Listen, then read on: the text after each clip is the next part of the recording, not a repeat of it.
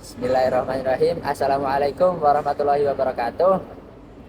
Perkenalkan, nama saya Rainanda Nina Atalah dari kelas C4 Prodi IAT semester 1. Langsung saja, pada kesempatan kali ini saya akan membuat video wawancara terhadap senior kita dari Prodi IAT semester 5. Baik, dengan di samping saya ini sudah ada senior kita, silakan mungkin perkenalan. Ya, halo teman-teman semua. Perkenalkan, saya Diana Salwa Nafila, biasanya dipanggil Diana, dari kelas C1 semester 5. Baik. Jadi di sini saya akan eh, melaksanakan ujian pada matkul English for Ulumul Quran.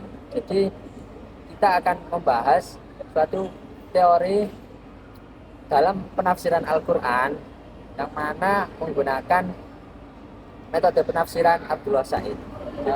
Kalau boleh tahu, siapa sih Kak Abdullah Said itu? Jadi, Abdullah Said itu merupakan salah satu tokoh Islam yang bergelut pada kajian Al-Quran dan juga tafsir. Nah, Abdullah Said ini adalah salah satu tokoh yang mempunyai prosedur metode penafsiran dalam menafsirkan Al-Quran. Oh, jadi begitu ya Kak. Iya, begitu. Baik Kak, setelah kita mengetahui biografi dari Abdullah Said ini, maka teori apa saja dan ada berapa yang digunakan beliau ini?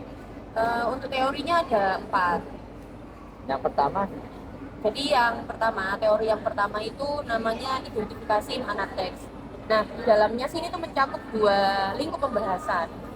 Yang pertama itu analisis rekonstruksi makro 1. Nah, pada sub A itu kita membahas tentang bagaimana kita memahami ayat tersebut dari latar belakang turunnya ayat itu.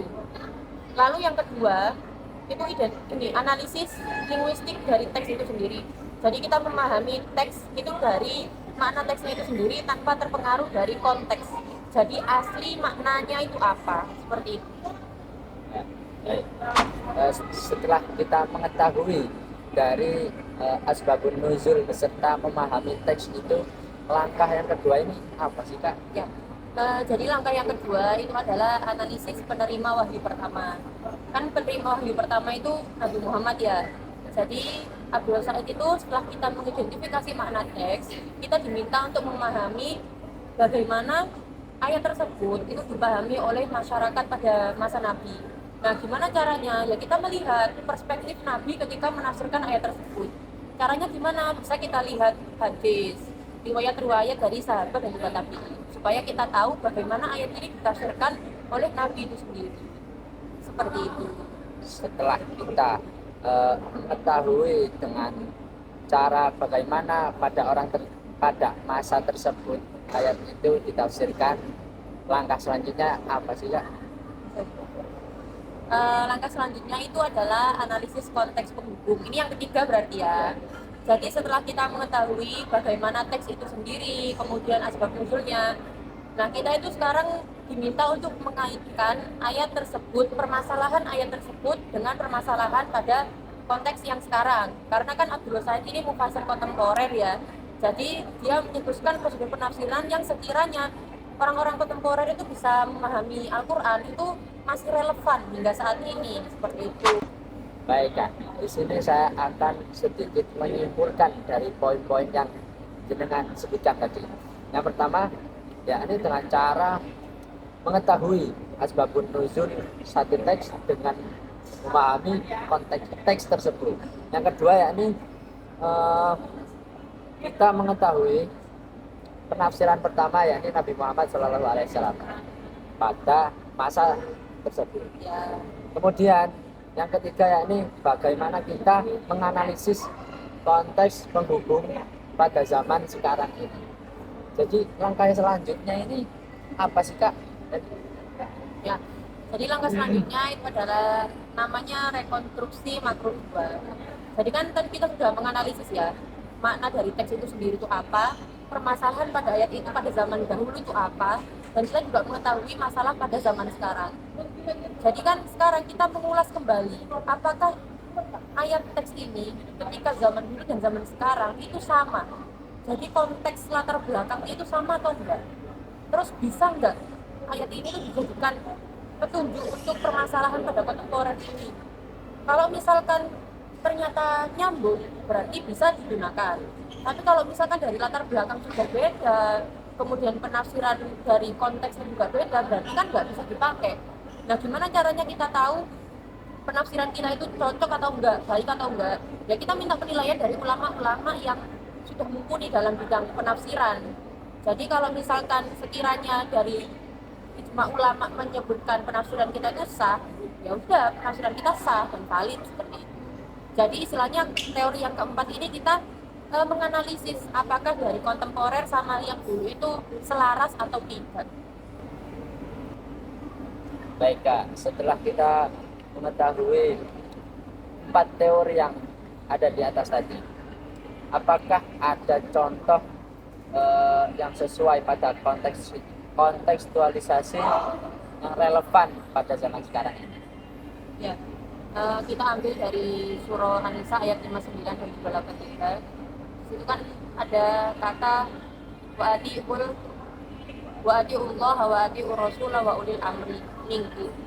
Nah, perdebatan ulil amr di sini tuh menjadi permasalahan dari dulu sampai sekarang. Nah, kalau berdasarkan Abdul Said, yang pertama kan pembahasan teks itu sendiri, makna teks. Kalau secara bahasa, ulil amr itu artinya adalah seseorang yang berkuasa. Nah, kemudian kita analisis pada asbab nuzulnya.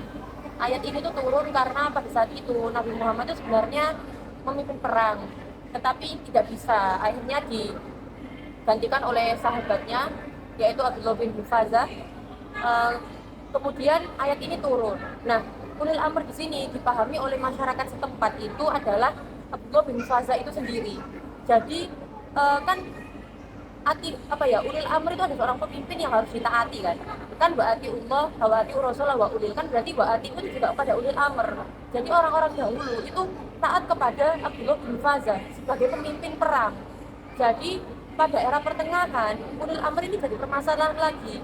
Jadi sebenarnya ulil amr itu siapa atau apa gitu. Kalau misalkan ulil amr itu siapa, berarti pada sampai zaman sekarang ulil amr itu adalah Abdullah bin Hufazah dong.